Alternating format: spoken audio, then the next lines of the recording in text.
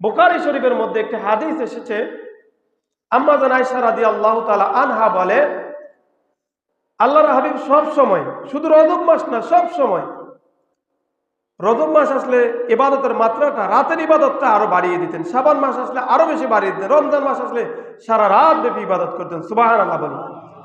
আম্মা জান আয়েশা রাদিয়াল্লাহু তাআলা আনহা বলেন, আল্লাহর হাবিব সাল্লাল্লাহু আলাইহি সাল্লাম রাতের বেলা এত বেশি ইবাদত করতেন, তিনি নামাজের মধ্যে দাঁড়িয়ে থাকতে থাকতে পায়ের গোয়ালিগুলো ফুলে যেত, পায়ের পাতাগুলো ফুলে যেত, এগুলো ব্যথা হয়ে যেত।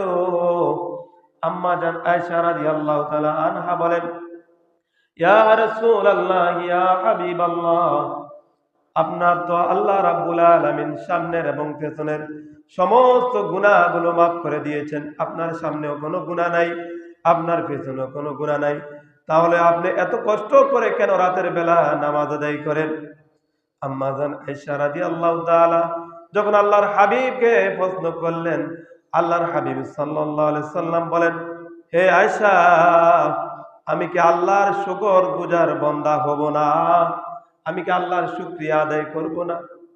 আমি আল্লাহর হাবিব, আল্লাহ আমাকে এত নিয়ামত দিয়েছেন, আমি কি আল্লাহর শুকর গুজার করব না? আল্লাহর কি আমি ইবাদত করব না?